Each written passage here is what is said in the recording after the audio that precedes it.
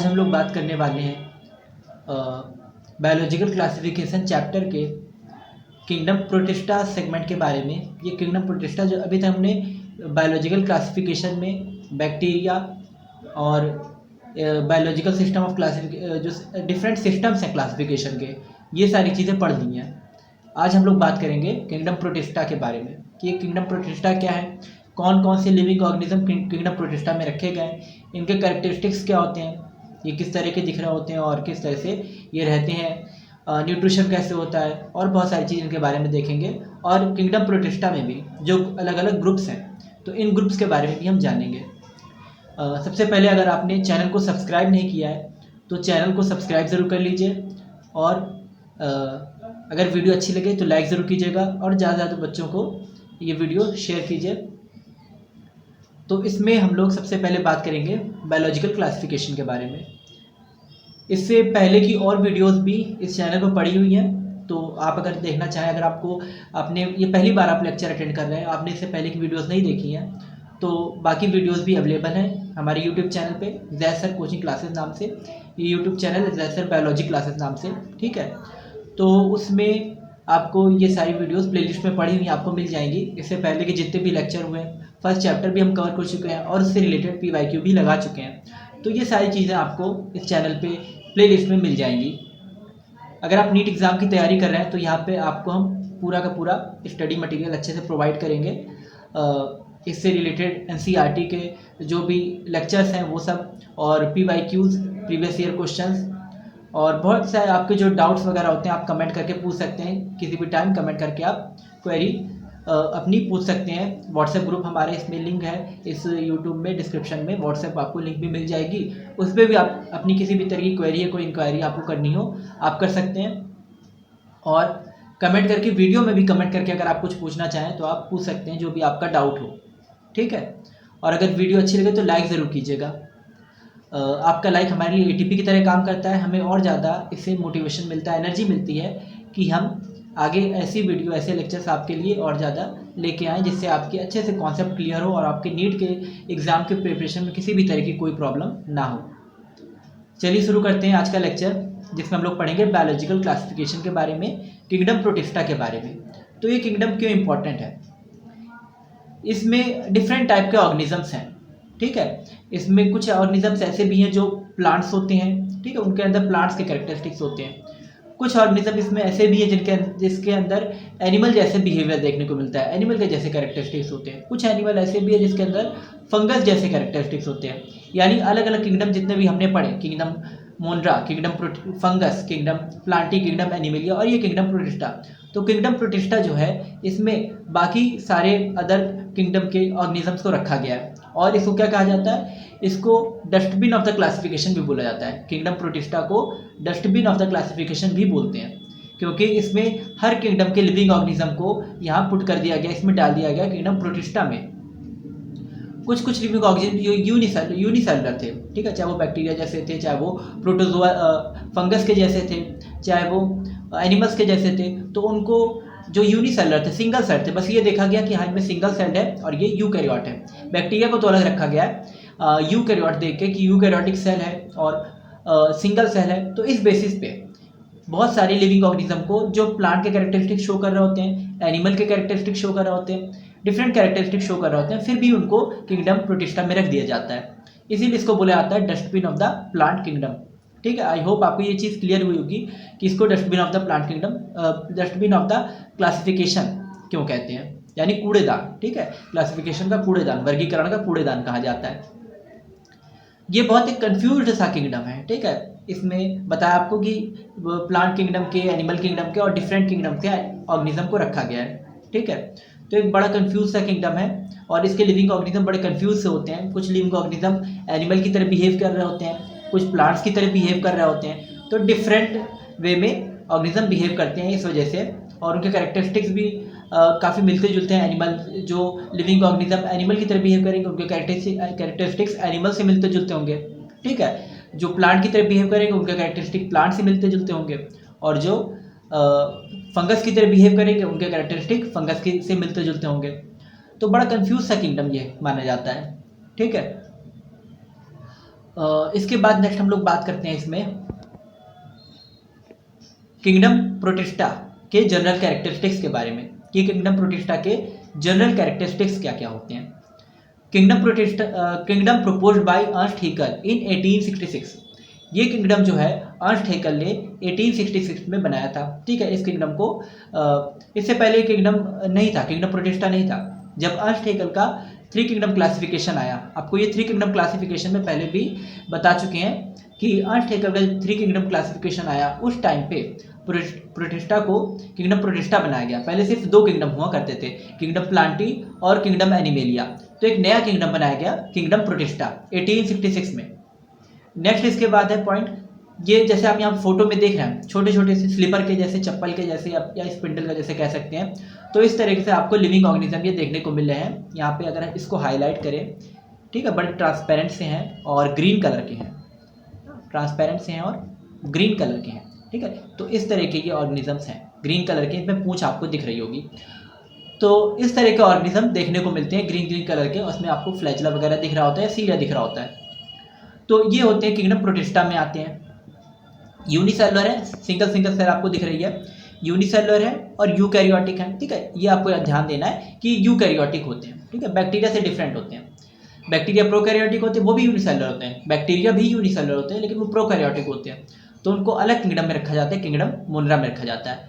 और इनको kingdom protein, ऐसे लिविंग ऑर्गेनिज्म जो सिंगल सेल्ड होते हैं, यूनिसेलुलर होते हैं, यूकैरियोटिक होते हैं, तो इनको किंगडम प्रोटिस्टा में रखा जाता है। यूकैरियोटिक आपको पहले ही बता चुके हम कि यूकैरियोटिक क्या होते हैं।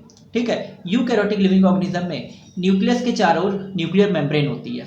ठीक है, और इसमें सेल ऑर्गेनेल होते हैं, मेम्ब्रेन बाउंड सेल ऑर्गेनेल होते हैं, जिसमें मेम्ब्रेन होगी, ऐसे सेल ऑर्गेनेल प्रेजेंट होंगे जिसमें मेम्ब्रेन होगी।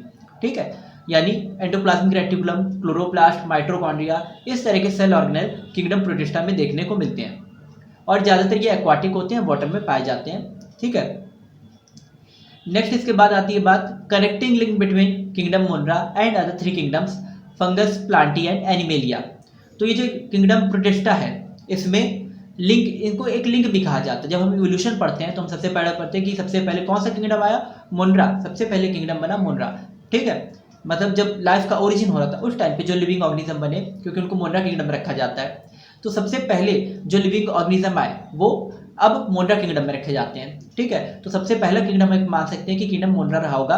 उसके बाद किंगडम प्रोटिस्टा, ठीक है, इस क्योंकि प्रोकैरियोट से यूकैरियोट डेवलप हुए ना, तो इस बेसिस पे किंगडम प्रोटिस्टा से किंगडम मोनेरा से किंगडम प्रोटिस्टा, और फिर उसके ऊपर किंगडम फंगस और प्लांटी और एनिमेलिया, ये किंगडम्स आए। यानी ऐसे इवोल्यूशन चला है इस तरह से कि पहले किंगडम मोनरा आया, फिर किंगडम प्रोटिस्टा आया, और फिर किंगडम फंगस, प्लांटी और animalia.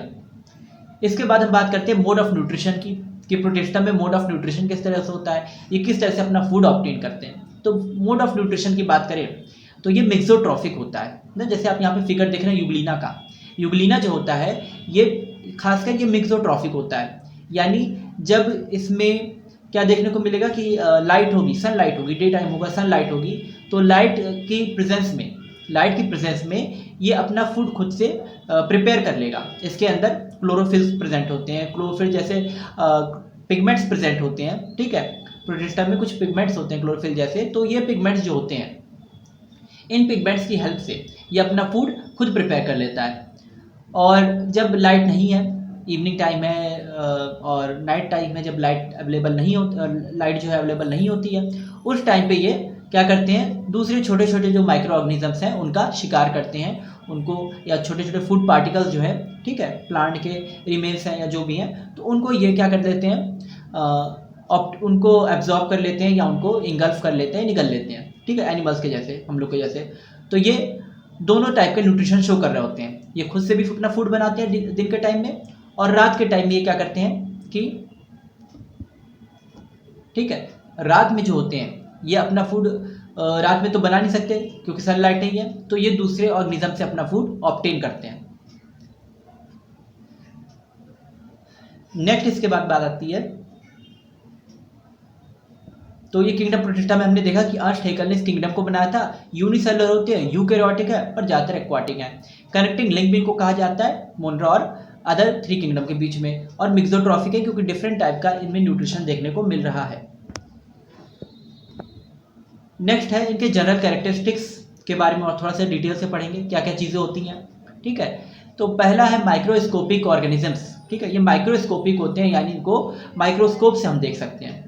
Many occur in water bodies as planktons, ज़्यादातर जो होते हैं वो वाटर बॉडीज़ में होते हैं। माइक्रोस्कोपिक का आपको मतलब समझ में आ गया होगा कि इसको हम लोग ऐसे नेकेड आई से नहीं देख सकते। वाटर में ऐसे लगता है जैसे ऑयली कोई फिल्म है ना, तेल जैसे गिर गया हो पानी पे, इस तरह का ऐसे कुछ दिखेगा, लेकिन हम इनको जनरली देख नहीं पाएंगे। जिस तरह से ये डायग्राम में दिख रहा है इस तरह से बिल्कुल नहीं दिखेगा। तो इसको देखने के लिए क्या करें कि हमें माइक्रोस्कोप का यूज़ करना पड़ता है। लैब वगैरह माइक्रोस्कोप अवेलेबल होते हैं, वहाँ पे हम उसका यूज़ करते हैं। और अगर आप वाटर का सैंपल लेके जाएं और उस वाटर को देखें तो उसमें आपको कुछ प्रोटिस्टा वगैरह, अगर रिवर वाटर ले लें या कोई वाटर ले लें पॉन्ड वगैरह का, तो उस वाटर में जब माइक्रोस्कोप में रखेंगे उसको, तो स्लाइड पे रखेंगे वाटर की ड्रॉप को, तो उसमें आपको ये प्रोटिस्टा देखने को मिलेंगे। तो इसका माइक्रोस्कोपिक ऑर्गेनिज्म है, यानी बहुत छोटे होते हैं, बहुत स्मॉल साइज है, माइक्रोस्कोप से दिखाई देते हैं। Many occur in water bodies as planktons, ज़्यादातर तो प्लैंक्टन के फॉर्म में होते हैं, वाटर में होते हैं। ठीक है, प्लैंक्टन यानी अपने आप ये मोशन ये जो है ज़्यादातर क्या बहते रहते हैं ऐसे पानी में, अपने से ये इतना ज़्यादा मोशन नहीं शो करेंगे, मूवमेंट नहीं शो करेंगे। जो मेजॉरिटी ऑफ जो होते हैं इसमें वो ऐसे ही फ्लो होते रहते हैं, प्लैंक्टन जैसे फ्लो होते रहते हैं। प्लैंक्टस हम बोलते हैं स्मॉल प्लांट्स को, छोटे छोटे जो प्लांट्स होते हैं यूनिसेलर होते हैं, और वो वाटर बॉडीज में होते हैं, वो भी माइक्रोस्कोपिक होते हैं। तो वैसे ही पानी के फ्लो के साथ वो बहते रहते हैं। तो इसी तरह से ये प्रोटिस्टा भी जो होते हैं पानी में देखने को मिलेंगे, रिवर, पॉन्ड, नदी, तालाब वगैरह में। और ये पानी का जैसे जैसे बहेगा तो उसके साथ साथ ये बहते रहते हैं। ठीक है, तो प्लैंक्टन जैसे ये नजर आते हैं। सराउंडेड बाई प्लाज्मा मेम्ब्रेन, और इनके चारों ओर प्लाज्मा मेम्ब्रेन होती है। यहाँ पे डार्क कलर की प्लाज्मा मेम्ब्रेन हाईलाइट किया है यहाँ पे। डायग्राम अगर आप देखें तो ये डायग्राम में आपको क्लियर होगी चीज़ कि यहाँ पे ये डार्क कलर का जो है, ठीक है, आउटर इसकी जो आउटर लेयरिंग है, आउटर कवरिंग है डार्क। ठीक है, तो इसी चीज़ को हम बोलते हैं कि इसके ऊपर क्या है, एक कवरिंग होती है, इसके ऊपर प्लाज्मा मेम्ब्रेन होती है। एडिशनल कवरिंग भी देखने को मिलती है, जैसे पेलिकल, क्यूटिकल, शेल और सेलुलोज में भी प्रेजेंट। ठीक है, ये सब भी इसमें देखने को मिल सकता है। किसी में पेलिकल होगा, किसी में क्यूटिकल, किसी में हार्ड शेल भी होता है, सिलिशियस सेल आगे हम पढ़ेंगे। तो शेल वगैरह चीज़ें भी होती हैं, हार्ड स्ट्रक्चर भी होता है इनके ऊपर। और पेलिकल भी होता है। पेलिकल जो होता है जैसे यूलिना है तो इसमें पेलिकल देखने को मिलता है। सॉफ्ट सी बड़ी जो है थोड़ी सी थिक लेयर होती है इसके सेल वॉल के बाहर, और स्टिकी सी होती है, स्मूथ स्टिकी कह सकते हो आप। ठीक है, ट्रांसपेरेंसी पेलिकल होती है, और ये इसके शेप को डिफाइन करती है, इसके मूवमेंट वगैरह में इसकी हेल्प करती है पेलिकल जो है। ठीक है, तो सेल वॉल के बाहर एक कवरिंग है, या इसके सेल मेम्ब्रेन के बाहर एक कवरिंग है इस तरीके, उसको हम पेलिकल बोले, ट्रांसपेरेंसी। जैसे आप कभी कभी मार्केट से सामान लेते हो तो उस सामान को क्या करते हो कि एक पॉलीथीन में, वो जो शॉपकीपर होता है वो पॉलीथीन में आपको कोई भी सामान देता है, फिर आप उससे कहते हो कि भाई पॉलीथीन कहीं फट ना जाए, इसको दूसरी पॉलीथीन में भी पैक कर दो। तो इस तरह से दो पन्नी में, दो प्लास्टिक में या दो पॉलीथीन में आप चीज़ों को लेके चल रहे होते हो कि वो एक अगर डैमेज भी हो गई तो कम से कम दूसरे से प्रोटेक्शन रहेगी उस चीज़ की, जो भी चीज़ आप उसमें लिए हो। तो इसी तरह से इसमें दो कवरिंग देखने को मिल रही है। एक तो सेल मेम्ब्रेन है ही, ऊपर अलग से पेलिकल या क्यूटिकल या शेल वॉल इस टाइप की कवरिंग भी हो सकती है, ये इसको एक्स्ट्रा प्रोटेक्शन प्रोवाइड करेगी।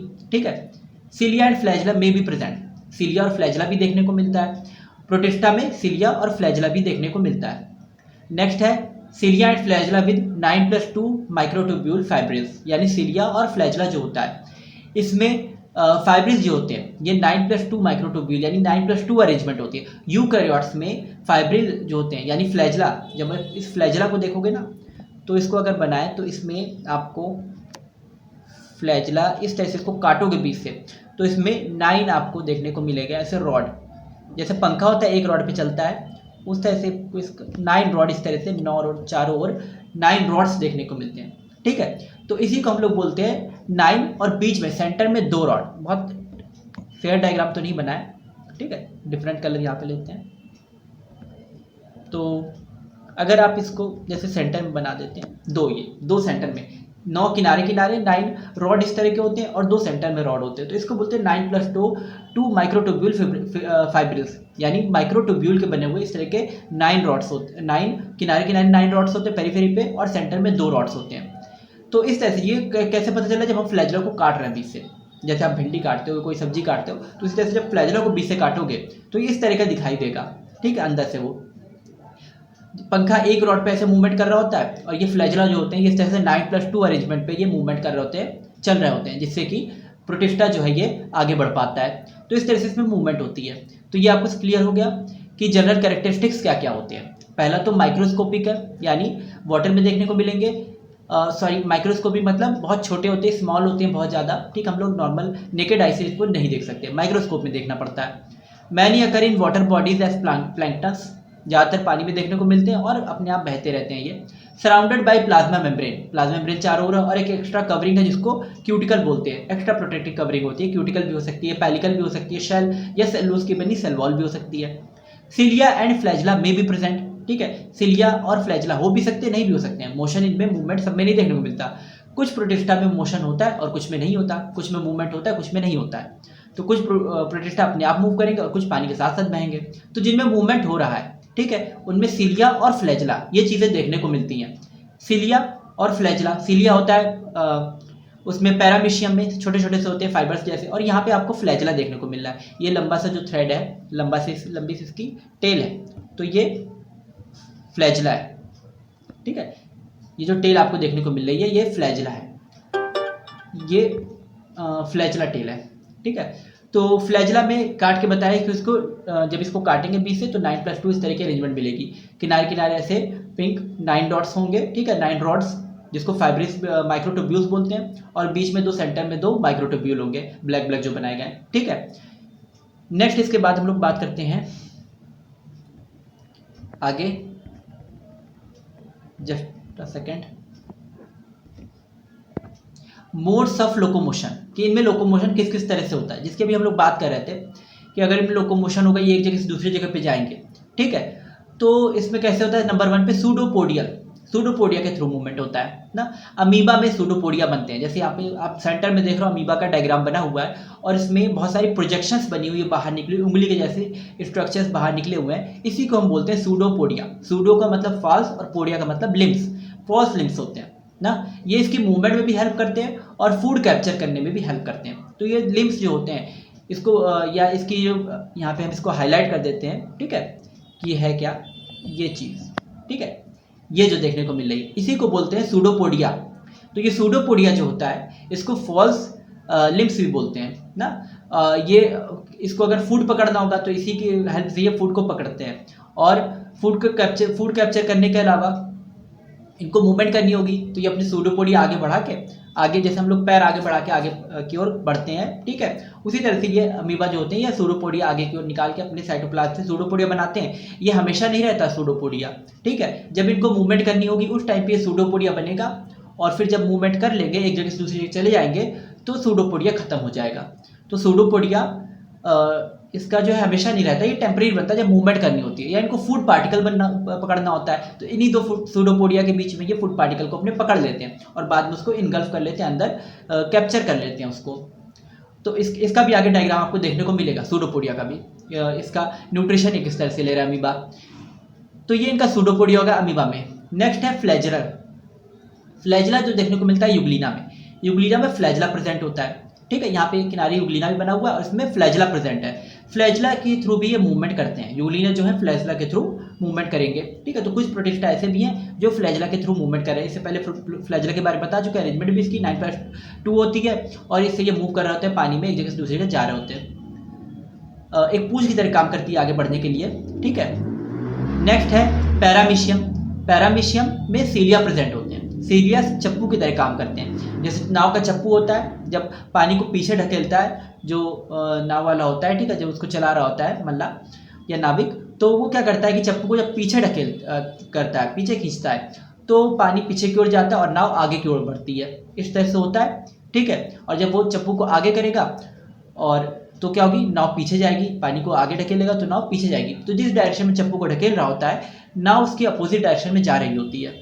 इसी तरह से इसमें भी होता है पैरामीशियम में, इसके सीलिया जो होते हैं चप्पू की तरह काम करते हैं पैडल के जैसे, और जिस डायरेक्शन में ये सीलिया चलेंगे, ठीक है, उसके अपोजिट डायरेक्शन में ये मूव करेगा। तो ये आगे की ओर बढ़ता है, जब सीलिया पीछे की ओर जाते हैं, पानी पीछे की ओर जाता है तो ये आगे की ओर बढ़ जाता है, ठीक है, दोनों तरफ से, तो ये पैरामीशियम आगे बढ़ जाता है। और जब दोनों सीलिया इसके पीछे की तरफ जाएंगे तो ये पैरामीशियम क्या होगा, जब सीलिया जो है आगे की तरफ जाएंगे तो ये पैरामीशियम पीछे की तरफ चला जाएगा। तो सीलिया के मूवमेंट के अपोजिट डायरेक्शन में ये पैरामीशियम मूव करता है, एक जगह से दूसरी जगह जाता है। इसके बाद नेक्स्ट हम लोग बात कर रहे हैं रिगलिंग मूवमेंट की।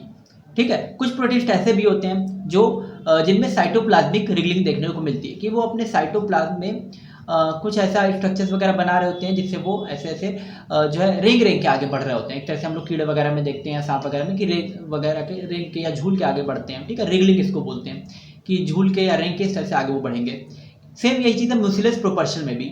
म्यूसिलेज प्रोपल्शन जो होता है, म्यूसिलेज प्रोपल्शन क्या होता है कि इनके साइटोप्लाज्म जो होता है उससे एक फोर्स अंदर ही अंदर लग रहा होता है और वो उस बैक्टीरिया प्रोटिस्टा को आगे बढ़ाने का काम करता है। जैसे यहाँ पे कोई प्रोटिस्टा है इस तरह का, तो उसके अंदर साइटोप्लाज्म जो होगा उसमें इस तरह से आगे की ओर मूवमेंट होगा, उसके अंदर का जो फ्लूइड है वो आगे की ओर धक्का लगाएगा, तो जब वो आगे की ओर फोर्स लगाएगा तो ये प्रोटिस्टा आगे बढ़ जाएगा। तो इस तरह का म्यूसिलेज प्रोपल्शन देखने को मिलता है। ठीक है, प्रोटिस्टा में म्यूसिलेज प्रोपल्शन देखने को मिलता है। कैसे देखने को मिलता है कि इसके अंदर बहुत सारा साइटोप्लाज्म इस तरह से पानी जैसा भरा हुआ है, पानी जैसा बहुत सारा साइटोप्लाज्म भरा है और ये धक्का लगाएगा। ठीक है, जब ये धक्का लगाएगा इसके ऊपर तो ये बैक्टीरिया जो प्रोटिस्टा है ये क्या होगा, आगे की ओर बढ़ जाएगा। इस तरह से हमें म्यूसिलेज प्रोपल्शन देखने को मिल रहा है। तो ये क्लियर हुआ पॉइंट्स। मोड्स ऑफ लोकोमोशन, किस किस तरह से लोकोमोशन होता है प्रोटिस्टा में। पहला सूडोपोडियल, यानी सूडोपोडिया से लोकोमोशन होता है, यानी टेम्परेरी कुछ स्ट्रक्चर बनेंगे अमीबा में और वो उसकी हेल्प करेंगे कि अमीबा आगे बढ़ पाए। नेक्स्ट है फ्लैजुलर, यानी यूग्लिना में फ्लैजुला से मूवमेंट होता है कि वो फ्लैजुला अपने मूव करते हैं, हिलाते हैं, इस वजह से ये फ्लैजुला जो पैरामीशियम यूग्लिना है वो आगे बढ़ रहा होता है। नेक्स्ट है सिलियरी मूवमेंट। सिलियरी मूवमेंट होता है पैरामीशियम में चप्पू की तरह काम करता है। ठीक है, पैडल के जैसे, और ये चप्पू जो होते हैं इसको आगे बढ़ने में हेल्प करेंगे। जैसे एक नाव आगे बढ़ती है, चप्पू चलता है तो नाव आगे बढ़ती है, उसी तरह से ये पैरामीशियम में जो पतवार या वो जो होती है, ठीक है, चप्पू जब चलेगा उसको पतवार भी कहते हैं। ठीक है, तो वो जब चलेगा तो ये पैरामीशियम जो इसके सीलिया जब चलेंगे तो ये पैरामीशियम आगे बढ़ेगा। रिगलिंग और म्यूसिलेज प्रोपल्शन भी देखने को मिलता है इसमें। ठीक है,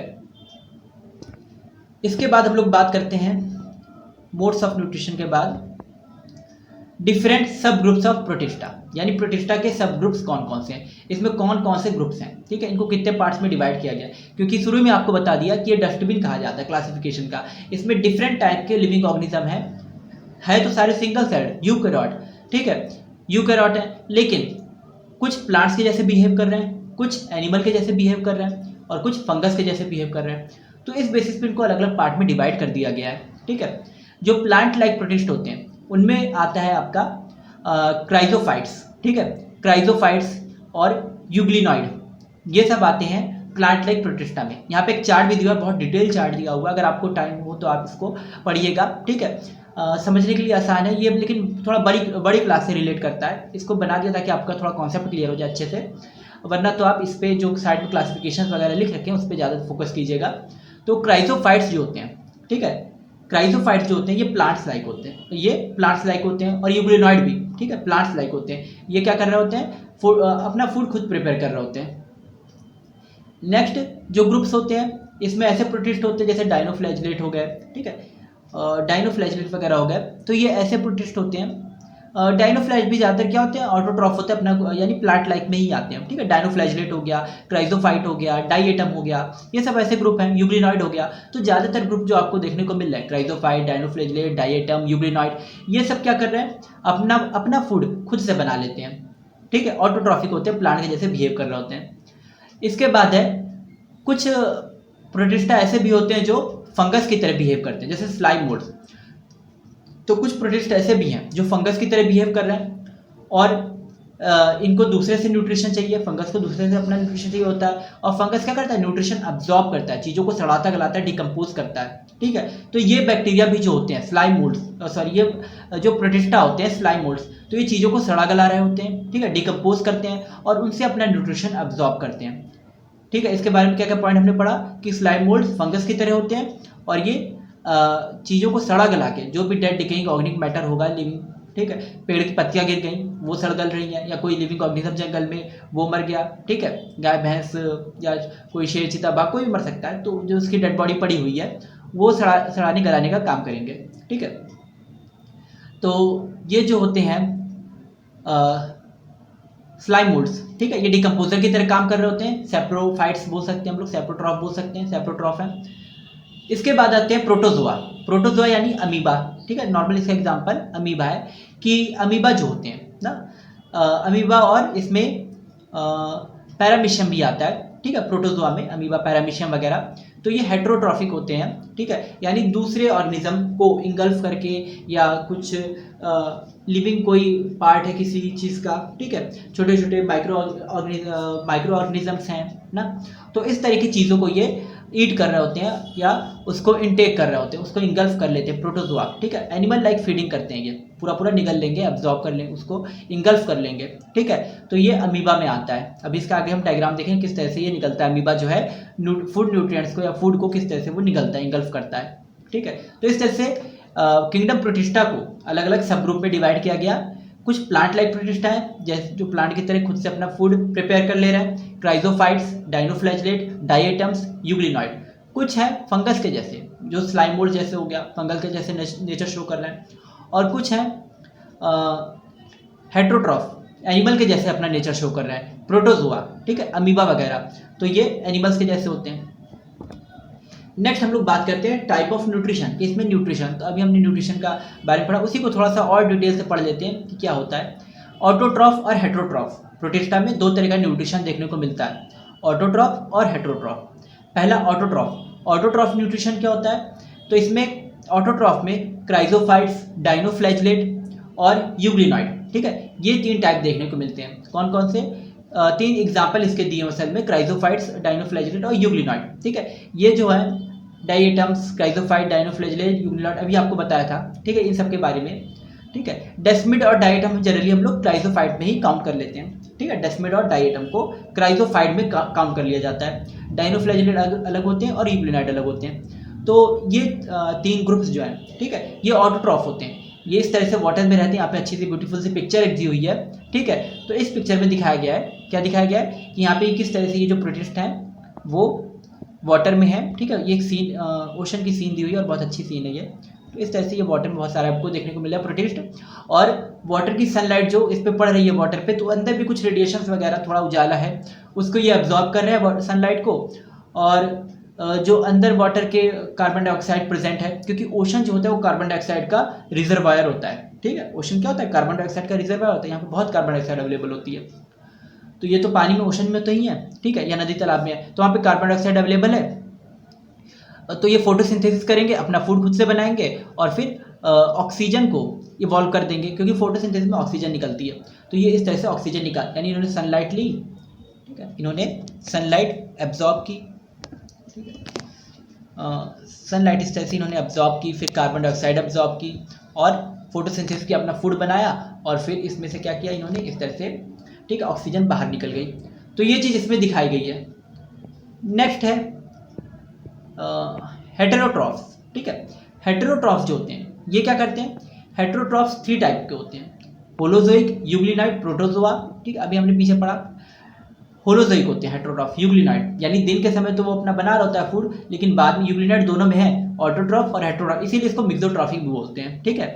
तो यूग्लिनॉइड है, अपना फूड खुद से भी बना रहा है, और रात के समय जब लाइट अवेलेबल नहीं है तो उस टाइम पे ये छोटे माइक्रोब्स का, छोटे छोटे ऑर्गेनिज्म का शिकार कर लेता है और उसको इंगल्फ कर लेता है, ठीक है। तो एक तरह से प्रेडेटर का काम भी करता है, ठीक है, चीज़ों का प्रे कर लेता है, शिकार कर लेता है। इसके बाद प्रोटोजोआ, प्रोटोजोआ उसमें अमीबा आता है प्रोटोजोआ में, ठीक है। तो ये होलोजोइक होते हैं। अभी आगे जो है अमीबा का डायग्राम है तो उसमें देखने को मिलेगा किस तरह से ये चीज़ों को इंगल्फ करता है। नेक्स्ट है पैरासिटिक, पैरासिटिक में आते हैं प्रोटोजोआ, ठीक है, यानी ये जिस ऑर्गेनिज्म पे रहते हैं, अमीबा वगैरह, अमीबा की कुछ स्पीशीज होती हैं, एंटामीबा हिस्टोलिटिका, तो जिस ऑर्गेनिज्म पे ये रहते हैं उसमें डिसीज कर देते हैं, ठीक है। तो कुछ ऐसे भी प्रोटिस्ट हैं जो जिस ऑर्गेनिज्म पे अगर हैं, किसी एनिमल पे हैं या किसी प्लांट पे हैं, तो उसमें डिसीज कर देंगे, ठीक है। ज़्यादातर एनिमल में ये डिसीज कर रहे होते हैं, जैसे एक कॉमन सी डिसीज है जो डिसेंट्री वगैरह होती है, ठीक है। तो एंटामीबा हिस्टोलिका इस तरह के डिसीज कर रहे होते हैं। नेक्स्ट इसकी बात करते हैं सेप्रोट्रॉफ, इसके बारे में बता चुके हैं कि ये फंगस की तरह बिहेव करते हैं। इस तरह के जो लिविंग ऑर्गेनिज्म प्रोटिस्ट हैं वो फंगस की तरह बिहेव कर रहे हैं और चीज़ों को सड़ा गला देते हैं, इसलिए इनको स्लाइम मोल्ड्स भी कहते हैं हम लोग, स्लाइम मोल्ड्स सेप्रोट्रॉफ होते हैं, ठीक है। यानी चीज़ों को सड़ा गला के उनसे अपना यानी डेड डिकेइंग जो ऑर्गेनिजम्स होते हैं या ऑर्गेनिज्म के पार्ट्स होते हैं, लिविंग पार्ट्स होते हैं डेड डिकेइंग, तो उनको सड़ा गला के उनको डिकम्पोज करके और उनसे अपना न्यूट्रिशन जो है एब्जॉर्ब कर रहे होते हैं, ऑब्टेन कर रहे होते हैं। इस तरह से हमें न्यूट्रिशन देखने को मिलता है किसमें, प्रोटिस्टा में। ऑटोट्रॉफ्स और हेटरोट्रॉफ्स दो पार्ट में हमने डिवाइड किया। ऑटोट्रॉफ में कौन कौन था, जो अपना फूड खुद प्रिपेयर कर रहे थे, क्राइजोफाइट, डायनोफ्लैजेलेटा और यूग्लिनॉइड। हेटरोट्रॉफ 3 टाइप के हैं, होलोजोइक, पैरासिटिक और सेप्रोट्रॉफ्स। ठीक है, ये यहाँ पे अमीबा का एक अच्छा सा डायग्राम बना हुआ है। ठीक है, तो इसमें दिखाया गया है कि किस तरह से जो है, सबसे पहले यहाँ पे अगर आप देखें तो इसमें ये सूडोपोडिया बने। ठीक है, तो ऐसे हैंड लाइक स्ट्रक्चर बने। ठीक है, ये सूडोपोडिया इसमें बना है। पहले जब सूडोपोडिया बन गया, सूडोपॉड्स यहाँ पे लिखा हुआ है ना, सूडोपॉड्स। ठीक है, तो सूडोपोडिया बन गया। अब उसमें फूड पार्टिकल उसके बीच में ये जाके जो प्रोटिस्टा है फूड पार्टिकल के पास गया, सूडोपोडिया बनाया और उसको क्या कर लिया, कैप्चर कर लिया। तो इस तरह से ये फूड पार्टिकल को इसने कैप्चर कर लिया। फूड पार्टिकल को जब कैप्चर कर लिया, अब वो अंदर आएगा। जब फूड पार्टिकल अंदर आएगा तो एक फूड वैक्यूल बन जाता है, यानी उसका इकट्ठा करने के लिए एक स्टोरेज बन जाता है। जैसे आप लोग घर में आप लोग को सामान वगैरह स्टोर करना होता है, ठीक है, तो उसके लिए एक अलग से स्टोरेज वगैरह बना लेते हो घर में। ठीक है, जहाँ पे सामान वगैरह रखा जाता है, या अलमारी वगैरह बना लेते हो जहाँ पे सामान रखा जाता है। तो इसी तरह से बैक्टीरिया भी क्या करते हैं, फूड वैक्यूल बना लेते हैं जहाँ पे ये अपना फूड रखते हैं। ठीक है, नेक्स्ट इसमें क्या होता है कि जब इन्होंने वैक्यूल बना लिया, अब इसके अंदर जो एंजाइम प्रेजेंट होते हैं बैक्टीरिया के अंदर, लाइसोसोम। ठीक है, लाइसोसोम ना, प्रोटिस्टा के अंदर जो लाइसोसोम होते हैं, तो ये लाइसोसोम जो होते हैं प्रोटिस्टा के अंदर, ये उस फूड पार्टिकल को क्या करते हैं, ब्रेक डाउन करते हैं, छोटे छोटे पार्ट में तोड़ देते हैं ना। इसमें बहुत सारे डाइजेस्टिव एंजाइम्स होते हैं। जैसे हमारे पेट में डाइजेस्टिव एंजाइम्स बनते हैं, और जब हम लोग खाना खाते हैं तो वो खाना उसको डाइजेस्ट कर देते हैं, पचा देते हैं डाइजेस्टिव एंजाइम्स। तो उसी तरह से ये लाइसोसोम है जिसमें से कुछ एंजाइम प्रेजेंट है जो डाइजेशन का काम कर रहे हैं। यहाँ पे आपको दाने दाने जैसा ये स्ट्रक्चर में दिख रहा है। ठीक है, ये एंजाइम्स आपको दिख रहे हैं। ठीक है, तो ये जो एंजाइम्स से दाने जैसे, ठीक है, छोटे छोटे, तो ये जो है फूड पार्टिकल्स को छोटे छोटे पार्ट में ब्रेक डाउन कर रहे हैं। ठीक है, स्मॉल पार्टिकल्स में और ज़्यादा, क्योंकि फूड पार्टिकल बड़ा है, उसको और ज़्यादा जब स्मॉल पार्टिकल में तोड़ेंगे, ब्रेक डाउन करेंगे उसका, तो वो एब्जॉर्ब करने लायक हो जाएगा, यानी उसको वो सेल जो है प्रोटिस्टा है वो एब्जॉर्ब कर पाएगा। तो ये अमीबा जो है, ठीक है, इसके जो एंजाइम होते हैं लाइसोसोम के अंदर, जो एंजाइम होते हैं डाइजेस्टिव एंजाइम, ये फूड पार्टिकल को ब्रेक डाउन कर देते हैं। ठीक है, छोटे छोटे पार्ट में। यहाँ पे आपने देखा कितना बड़ा सा फूड पार्टिकल था और वो कितने छोटे छोटे पार्ट में टूट गया। ये ब्राउन ब्राउन बड़ा सा था जब आया था, और फिर वो छोटे छोटे पार्ट में टूट गया है स्मॉल पार्टिकल्स में। फिर ये एब्जॉर्ब कर लिया जाएगा, और कुछ फूड पार्टिकल बच गए हैं जो एब्जॉर्ब नहीं किए जा रहे हैं या जिसकी ज़रूरत नहीं है, कुछ वेस्ट बच गया है, तो उसको इस तरह से एक्सोसाइटिक वेसिकल से, इसको बोलते हैं एक्सोसाइटोसिस। ठीक है, जब फूड पार्टिकल को अंदर लिए तो उसको हम लोग क्या बोलेंगे, एंडोसाइटोसिस। दो प्रोसेस होता है। फूड पार्टिकल जब अंदर आया था, सूडोपोडिया वगैरह बना था, फूड पार्टिकल अंदर आया था अमीबा के, तो इसको बोलते हैं एंडोसाइटोसिस। और जब ये वेस्ट मटेरियल जो है वो बाहर निकल रहा है तो इसको क्या बोलेंगे, एक्सोसाइटोसिस। ठीक है, तो यहाँ पे एक्सोसाइटोसिस होता है, एक्सोसाइटिक वेसिकल बनते हैं, उससे फिर ये जो एक्स्ट्रा वेस्ट मटेरियल है ये सब चीज़ें बाहर निकल जाती हैं। ठीक है, तो इस तरह से अमीबा में न्यूट्रिशन होता है, न्यूट्रिशन का एक प्रोसेस होता है, यानी वो किस तरह से अपना न्यूट्रिशन ऑब्टेन करता है। इसमें दिखाया गया अमीबा किस तरह से, यानी अमीबा क्या हेट्रोट्रॉफिक है ना, तो ये फूड पार्टिकल्स बाहर से जो है दूसरे ऑर्गेनिज्म से फूड पार्टिकल्स ले रहा है, और फिर उसको क्या कर रहा है ये अब्जॉर्ब कर लेता है और उसको तोड़ता है छोटे छोटे पार्टिकल्स में। जो यूजफुल चीज़ें होती हैं उसको अब्जॉर्ब कर लेता है, और जो हार्मफुल होती हैं उसको बाहर निकाल देता है। इसके बाद हम लोग बात करेंगे कि इसके डिफरेंट ग्रुप्स भी हैं। ठीक है, अगले लेक्चर में हम लोग उसको कवर करेंगे ना। इसके आगे बहुत, क्योंकि वीडियो बहुत लंबा हो जाएगा तो उसको थोड़ा सा प्रोसेसिंग में प्रॉब्लम हो जाती है। आज इतना लेक्चर हम यहीं तक रखते हैं। ठीक है, नेक्स्ट इसके बाद हम लोग अगले लेक्चर में अगले जो इसके ग्रुप्स हैं, ठीक है, डायनोफ्लैजेलेट्स हैं, डाइएटम्स हैं, ठीक है, और क्राइजोफाइट्स हैं, और स्लाइम मोल्ड्स हैं, यूग्लिनॉइड हैं, और प्रोटोजोआ हैं, तो इन सब के बारे में हम लोग पढ़ेंगे। और अगर चैनल को सब्सक्राइब नहीं किया है तो चैनल को सब्सक्राइब ज़रूर कर लीजिए, और वीडियो अच्छी लगी हो, एक एक कॉन्सेप्ट अगर आपका क्लियर हो गया हो तो वीडियो को लाइक ज़रूर कीजिए, और ज़्यादा से ज़्यादा लोगों को वीडियो शेयर कीजिए जिससे और लोग को भी इस चीज़ की नॉलेज हो। ठीक है, जो भी नीट की तैयारी कर रहे हैं एक तरह से आप उनकी हेल्प करेंगे ये वीडियो शेयर करके, और आप भी अच्छे से पढ़ते रहिए। जो कुछ भी आपको कराया जा रहा है डेली का डेली लेक्चर में चीज़ें बताई जा रही हैं, इसके आप प्रॉपर नोट्स बनाते रहिए, इसको कॉपी में लिखते रहिए नोट्स वगैरह। हम लोग भी कोशिश कर रहे हैं कि ऑनलाइन नोट्स जल्दी जल्दी प्रिपेयर करके PDF के फॉर्म में आपको प्रोवाइड की जाए, लेकिन उसमें थोड़ा टाइम लगता है, तो आप लोग इसके नोट्स कॉपी में प्रॉपर बनाते रहिए तब तक। और अगर वीडियो अच्छी लगी तो लाइक ज़रूर कीजिएगा, और कोई भी क्वेरी रहती है तो कमेंट कीजिए, ठीक है। कमेंट करके आप उसको पूछ सकते हैं, कोई भी डाउट है किसी भी तरह का, कोई भी क्वेरी है, कुछ भी पूछना है, नीट एग्जाम से रिलेटेड कुछ पूछना है, या कोई भी ऐसे प्रॉब्लम है, ठीक है, नीट से रिलेटेड, स्टडी से रिलेटेड, वो आप पूछ सकते हैं कमेंट करके।